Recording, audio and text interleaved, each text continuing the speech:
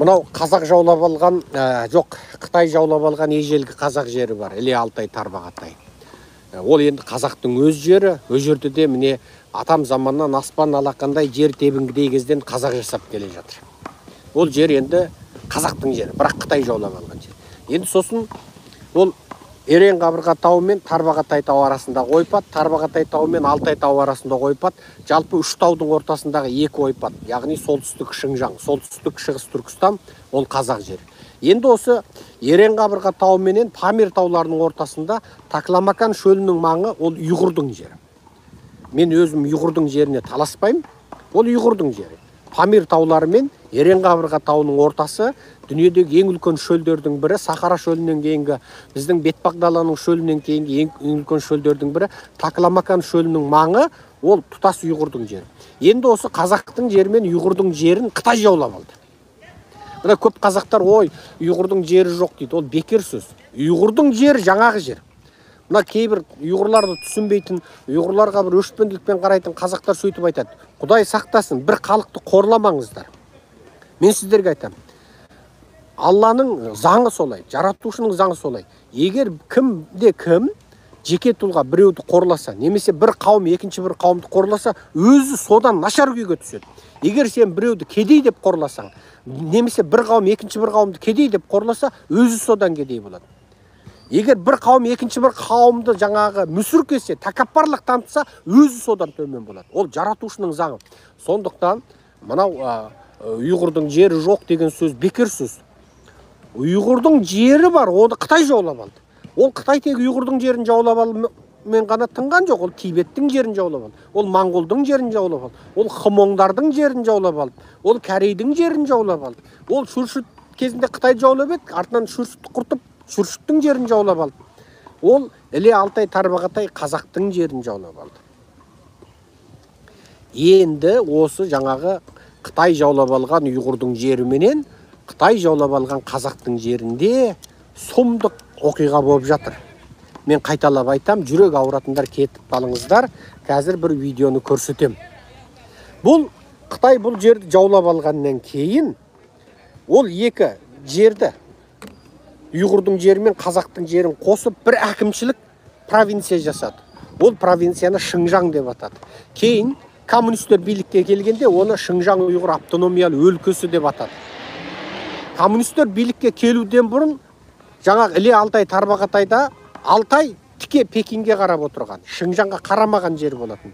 Алтайды Зұқа Батыр тәуелсіз мемлекет сияқты ұстап отырды.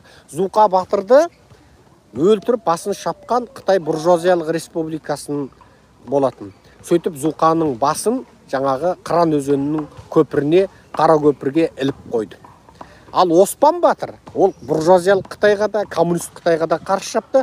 Оспан Батырдың көтерілісін жаншыған, тұншықтырған Сталин менен Қытай, оны ең соңында Қытай компартиясы қолға тұтқындап, оны ең соңында өлімге үкім етті. Ол 1951 жылы болды.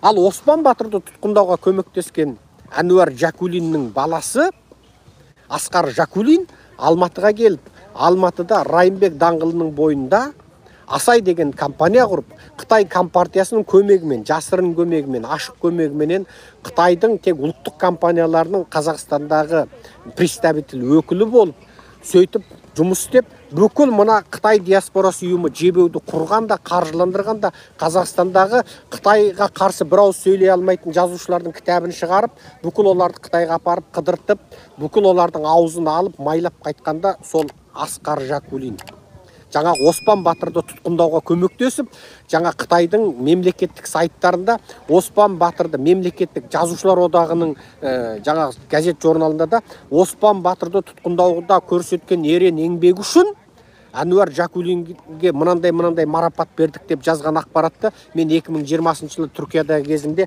аударып отырып YouTube каналға салғам.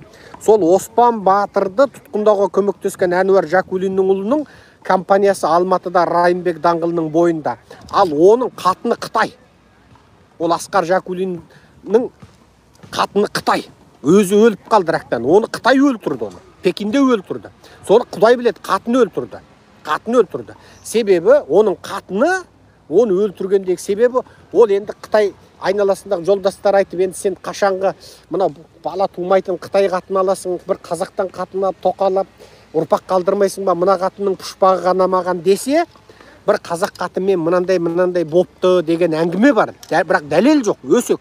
Шын ба, өтірік па? Соны ана Қытай қатын біліп қойып, ендеше мәдеп оны Пекинде докторханада заказ беріп өлтірді дейді.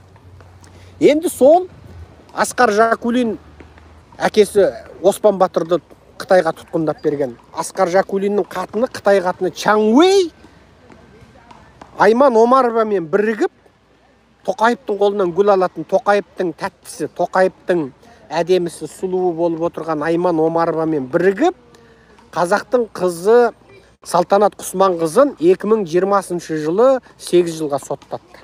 Оны 8 жылға соттатқан, арыз берген жаңағы Чаң Уэй деген қатын. Ал бұл әңгімелерді неге айтып кеттік? Жаңағы Шығыс Түркістаннан кейін, осы Шығыс Түркістанды Қытай жаулап алған ғой. Қазақтың жерінде, ұйғырдың жерінде. Енді сол Шығыс Түркістанды жаулап алған Қытайдың қатыны дәл қазір Алматыда Асай корпорациясының президенті болып отыр. Сөйтіп қазақ жерінде отырып, қазақтың қызын 8 жылға соттады. Кім арқылы? Айман Омарова арқылы. Айман Омарова кім? Ол Тоқаевтың сүйкімдісі, тәттісі. Ол қиялдап, Тоқаевқа тоқал болам деп қиялдап жүрген қатын. Ендігі әңгіме. Сол Шығыс Түркістанда, сол, міне, қайда барсаң Қытайдың қорлығын айтамыз ғой. Міне сол қазақтың қызы қорланып, қазақтың қолымен 8 жылға сотталды. Ал сол Қытайда, қазақта, ұйғырда сорлап жатыр. Мен сол видеоны көрсетейін. Ой, мына жақта бірдеңе шулады. Тағы да шуыл болып кетті ме міне жерде? Не шуыл болып кетті? Естіліп тұр ма? Ой, мынаны барып шөп шауып жатыр. Шуыл естіліп тұр ма? Дыр етіп. Шуыл естіліп тұр ма? Мыналарда жынды екен, мен лекция сөйлегенде біресе мына жақ шөп шабады, біресе мына жақ шөп шабады. Біз шөпті баяғыда шалғымен шабатымыз, мыналар жынды құсап, дырылдап, машинамен шабады екен.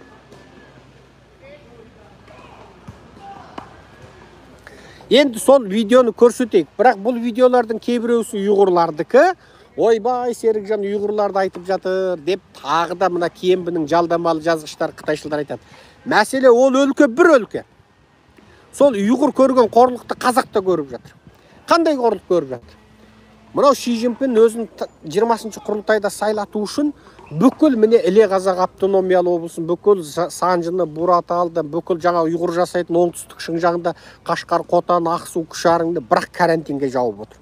Карантинге жауып тастаған. Үйіңді бірақ жаңағы кіреберістен, дәлізден, пәтезден сваркалеп, кепсерлеп, жаңа дәнеркерлеп тастай, шыға алмайсың ата. Жаңағы арнай адамдар келіп, жаңағы есіктен кішкентай мынандай темірден нан, өсімдік, жаңағы немене көкөніс, помидор, бұрыш, қияр беріп кетеді. Бол, санаулы. Бір үйге 2 тал сәбіз, бір тәулікке. Ол үйде 5 адам бар, 2 тал сәбізбен көр. Бір үйге 2 тал помидор болды. Міне ұн жоқ, нан жоқ. Міне өстіп, халықты сөйтіп ұстап отыр. Ол жаңағы коронаны сылтау қылып. Одан кейін ол күн санап жаңа тестке келіп мұрнын көрсетесің, мұрныңды тығып, одан жаңа әр жолға тексеру тест. Кей жерде бір күнде бір тест алады, кей жерде 2 күнде бір тест алады. Сөйтіп одан Ши Цзиньпиннің компаниясы, Ши Цзиньпиннің туысы, нағашылары, құда жекжаты бүкіл мемлекет бойынша осы тест жасауды солар қолына монополдаған. Олар енді қазірге дейін енді адамның миы жетпейтін бірдеңке 1000 триллион ақша жасап алды дейді. Бірдеңке 1000 триллион ақша жасап алды дейді.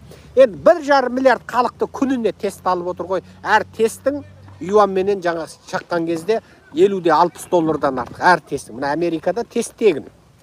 Тест тегін. Күніне 100 тест жасасаң да тегін. Екпе тегін.